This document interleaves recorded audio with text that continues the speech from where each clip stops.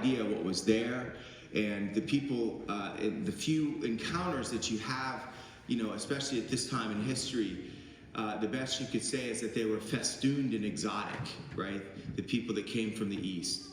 And so that they were always encountered as a kind of mystery. We had no idea who they were. But we can say almost certainly that because they were paying attention to the night sky, that they were scholars. Those that kept track of the movement of the heavenly bodies and saw that there was a kind of meaning there. I mean, this is not astrology at its worst, but let's just say the beginnings of astronomy at its best in ancient times. And they saw this star that emerges, right, even from where they were in the Far East. And Pope Benedict, for his part, suggests that when they saw the star, when they saw it for the first time, and in some sense, their desire for it in that time was known for the first time. So they always wanted to see it, in other words, without knowing that they wanted to see it. And isn't this the nature of Christianity? I mean, I like to recall that Christianity is just a bastion of common sense, right? Especially when it comes to morality. There's so much in our faith that we already know somehow deep inside. But when it's made explicit, we hear an explicit teaching or something about Jesus, it's sort of like we know it again for the first time. We encounter Jesus, and as Pope Benedict elsewhere says, we see him, we encounter him, and we think to ourselves, that's it. That's what my heart has desired all this while, even without knowing it. So that there's a sense in which all of the teaching authority of the church is just a process whereby she's bringing to birth inside us things that we already know, right, deep down, inscribed in our being, in our nature, revealing to us where we come from and what we're made for. So, I mean, I realize, again, this is like 8:15 in the morning, right? These are some heavy thoughts, but I think that they're worth considering, so that the Magi, when they see this light, scholars from afar, by the way, men of wealth and means, now encounter that star and think to themselves, this is what we've always desired, right? To see something new afoot in the world. And so they strike out. And I think, as I grew up as a little boy, I've reflected with you about this before, that there are lots of scenes and stories that, are full of sort of wild imagery, right? Or, it makes a powerful scene. You think about the baptism of Jesus, or perhaps the transfiguration. I had one of those little, this is just in case your children don't have like a picture Bible, right? A good picture Bible, not a terrible one, but a good one, right? This was one of the scenes, right? The Magi that come, and it's locked in my mind as this kind of mystical moment. And it really is mysterious what's happening here. I mean, just to appreciate that for once again, to encounter the wonder of what's occurring. Right? We don't really know much, but we can say that this is a decisive moment.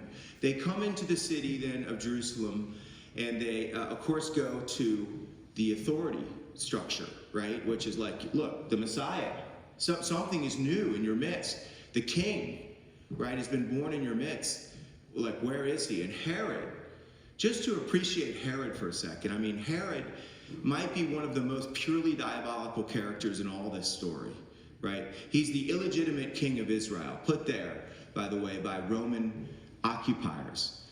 When I say diabolical, his intentions here, firstly, he dissembles himself. Do you know what that word dissemble means? It means to present yourself in a false way, right? So he's deceptive, in other words, right? So he dissembles himself to the Magi and says, go and seek, this king, and please come back here, to tell me where he is so that I may go. I mean, not only did he have no intention of going to pay homage to the new king that the Magi are recognizing in their implicit way, but he wanted to kill the new king, right? I mean, we don't even have to qualify that any further, right? Knowing that this was the Magi. In fact, assembling the scribes and the Pharisees, the scholars of the law, to come and confirm where the baby was. I mean, this is the essence of like a satanic impulse, right? To kill the Messiah, right? Despite his innocence as a child. So even now, the enemy is strongly at work, just to appreciate that, right? In the midst of an otherwise a beautiful and tranquil season, the martyrdom of the innocents, right? The killing of the innocents, the children of Israel, so that all the, these firstborn sons would just be stamped out of existence, right? Just the mass diabolical murder of children, right? Just to appreciate how awful that is, but also how faithful God is, because the Magi, not only do they make it to the king, right? The star appears again, this light that guides them to the place of the birth of Jesus. They go and they pay him homage. And I suggest to you that because they're foreigners, they're strangers in a strange land, right? They're outside. They kind of, in some sense, represent you and I. Now, there might be some people here this morning that do have Jewish blood, and thank God that you're here, right? You're a member of this inner circle, right? The chosen people of God. But the rest of us are pagans, right? We're Gentiles, right? We're not pagans. We're Gentiles. And if we hadn't met Jesus, we would be pagans. That is to say, of a different religious ilk, a different religious tradition.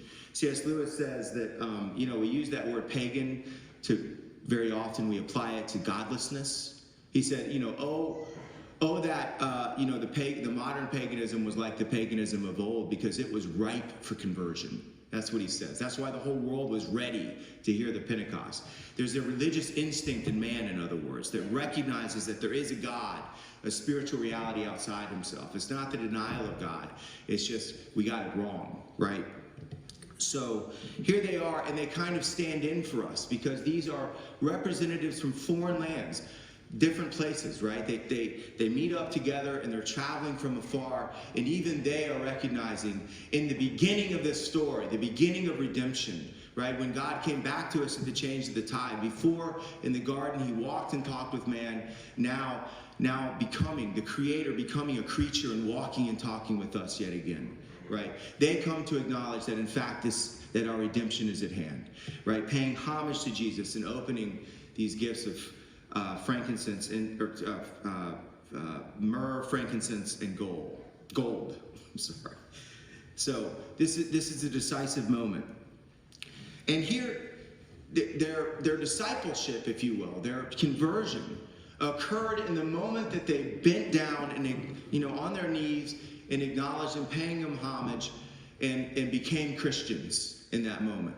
This is what the tradition tells us, right? That in this moment, acknowledging Jesus, who he was, they become Christians, right? It's kind of like the woman at the well. Sir, I see that you are a prophet, right? You know many things, right? The woman at the well who is a Samaritan, right? A random person, interlocutor with Jesus. She doesn't have a name. But she becomes a Christian in this moment, one of the first disciples of Jesus, despite the fact that he already had an inner group around him. So the Magi become disciples of Jesus, acknowledge him. And guess what? Their whole life was changed. As I say again, the encounter with Christianity, and many of us have the privilege of being brought up in the faith, by the way, right? We're cradle Catholics. I was in the interesting position. My father baptized me right after I was born because I didn't look so good. So they were a little worried about me when I was first born. But they were going to a Presbyterian church, and so I was rebaptized, even though you can't really do that, right? There's only one baptism for the forgiveness of sins. And then later on, as a child, my mother, who was a cradle Catholic, by her faith, and you can't wash the Catholic out, right? Even if you're out of the Catholic Church, it's still always there, right? She, kind of prevailed upon my father and came back into the Catholic Church. So thank God for that, right? Because now I'm here with you all this morning. You might think to yourself, oh boy. But I'm thankful for it anyway. So look, the point being here, if you're a convert, you know this feeling of encountering this thing, this gift of faith, and seeing it as something you always desired, even without knowing it. And I don't mean to bring this too far out of the clouds and sort of use a crass analogy here, but you think about the Return of the Jedi, Star Wars, Sorry if you're not a Star Wars fan, but there's a scene there where Luke is talking to Princess Leia, right? And he's revealing to her for the first time that he's her brother. And she says to him, somehow I always knew that. Somehow deep down in my deepest heart, I always knew that, right? So this is the experience, of the Christian people. And if you're a convert, you know this. I mean, this is why sometimes the most powerful voices in the Catholic Church are people who are convert. You think about Scott Hahn and the whole, array of Christian voices. Some of the most powerful in our church right now are converts to the faith because they can attest to what I'm talking about. Okay, so here's what happens. After they become disciples, after they pay this homage, their life is forever changed. And guess what? They don't go home the same way that they came. Not just because this angel warned them, lest they betray themselves or betray the baby Jesus to Herod. But they do it, there's something significant, symbolically significant about the fact that they go home a different way, a different route. Our lives are forever changed, right? And what this means for us is something, it's important for us to rekindle this in our hearts on occasion, right? To realize that the novelty of our faith, its goodness, and what it does for us, really and substantially, is important for us to really think through and to pray for, right? Not just to know it and to recognize it, but also to experience it in a fresh way. That's what I want to, my message to you this morning, is to pray that with the Magi, you and I come before this Christ child. We pay homage to him.